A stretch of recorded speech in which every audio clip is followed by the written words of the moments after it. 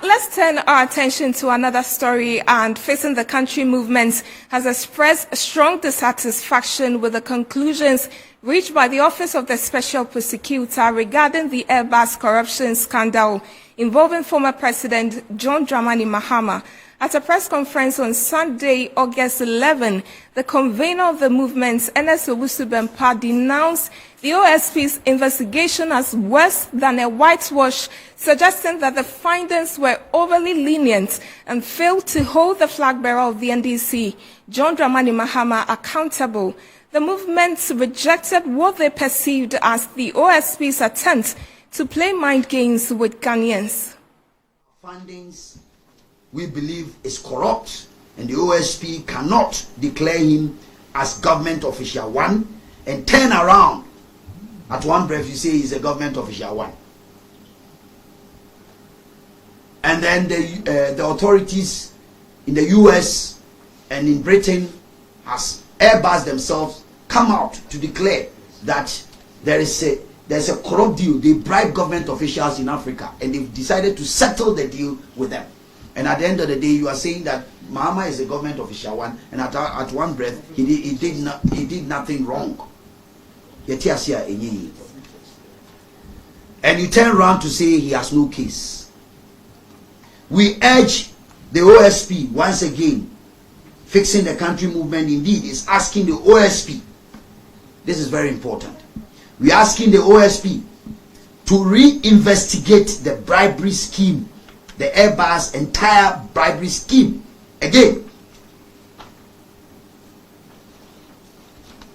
If after 14 days from today the OSP do not take any action in regard to this, Fixing the Country movement will organize series of public manifestations to demand accountability, one, and also demand for the head of the Office of the Special Prosecutor. Now, Facing the Country movements also noted that per their findings, they believe John Mahama is corrupt and OSP cannot declare him as government official one and turn around to clear him. Findings we believe is corrupt, and the OSP cannot declare him as government official one and turn around at one breath you say he's a government official one.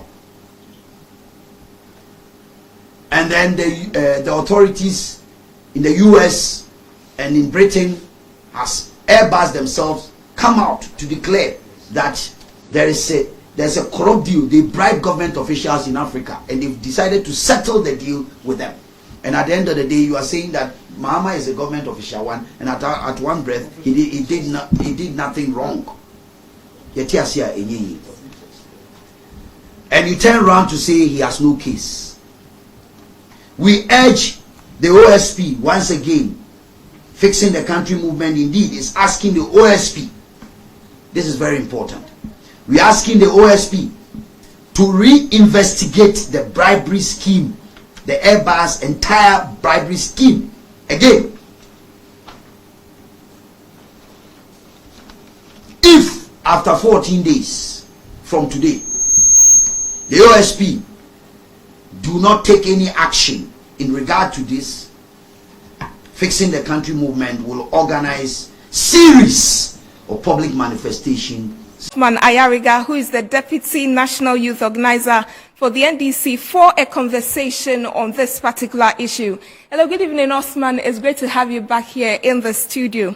Good evening to you, my sister, and how are you doing? Right, I'm doing great. Now, just when we thought this whole Airbus saga was over, there comes another attempt to resurrect the issue. Are you perturbed as a party?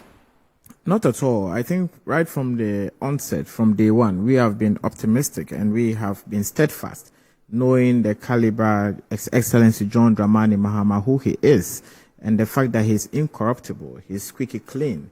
And for that matter, we said we were ready to subject ourselves to any form of investigations or probe or inquiry. And there's various state institutions. This was not just an investigation done by the Office of the Special Prosecutor of Ghana, but other collaboration with other institutions in other countries that led to the conclusion and the report that His Excellency John Dramani Mahama was not part of any corrupt deal. He was not a subject of any corruption, etc., etc.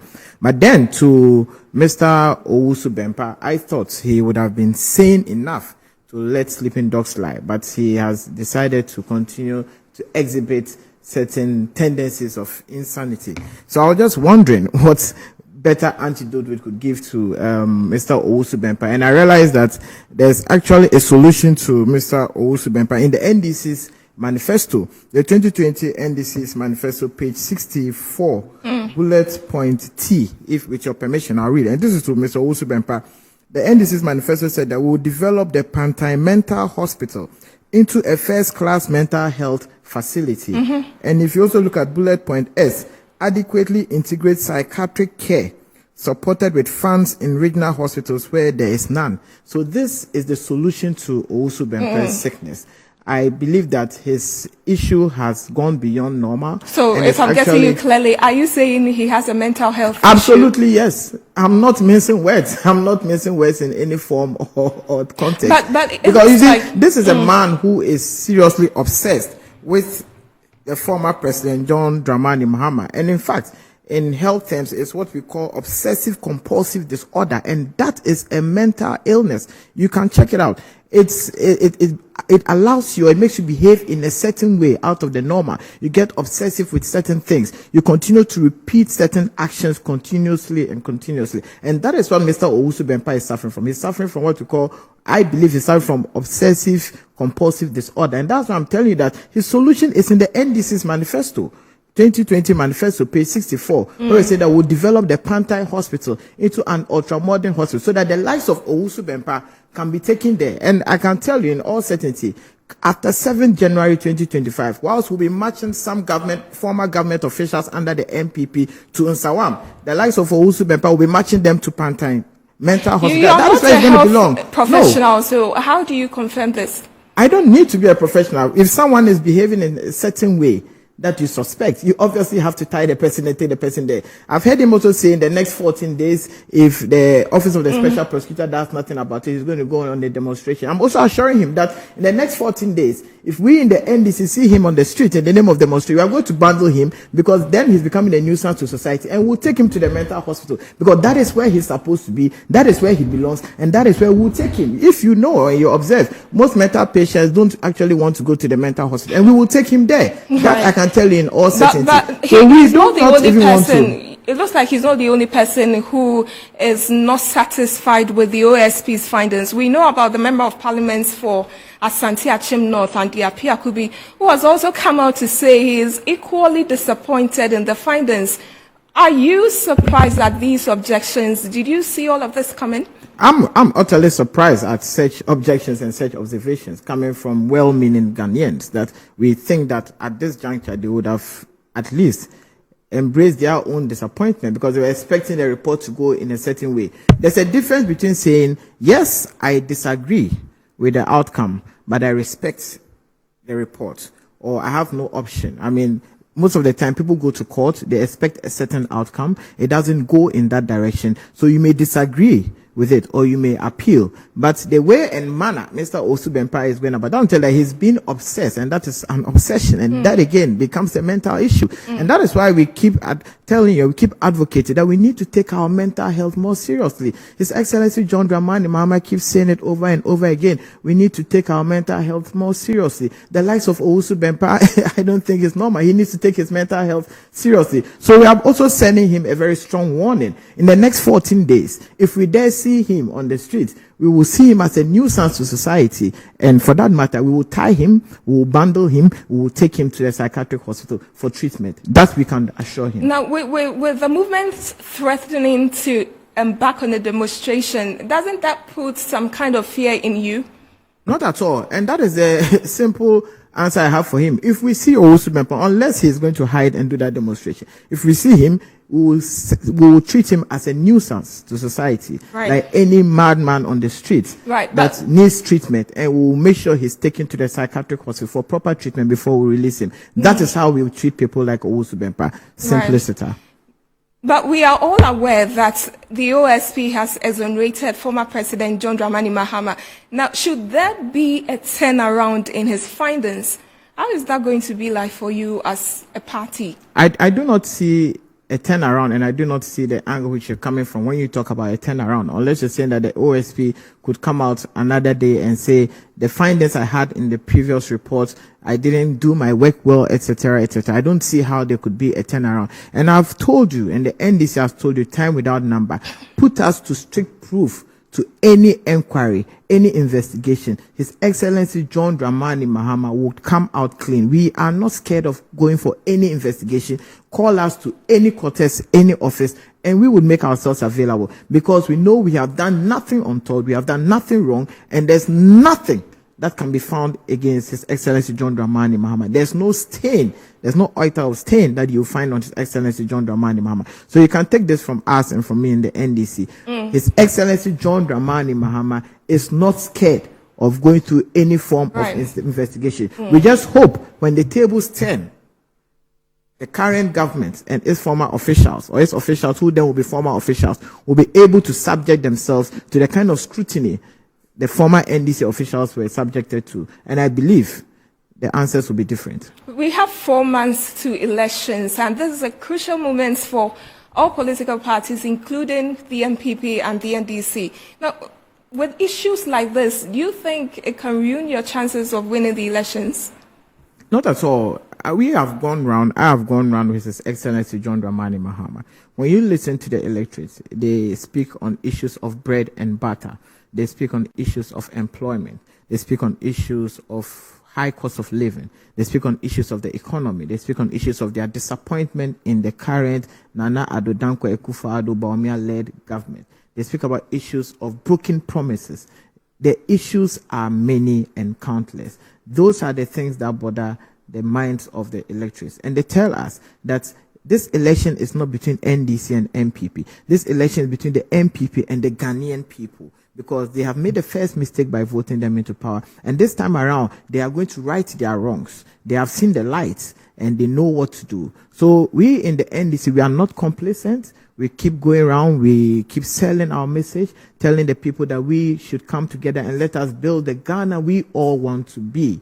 Let's build the Ghana we all want together. And then again, I'll use this opportunity again to invite you tomorrow to the manifesto launching of the youth. We'll come to that. But before that, how do you react to this assertion by Fixing the Country movement? And I quote, Mahama was identified as government official, one in the scandal, but was cleared of no wrongdoings. Yes, then again, I don't think Owusu-Bempa really read the report. Because if he read the report, he won't be speaking in such an ignorant and empty manner.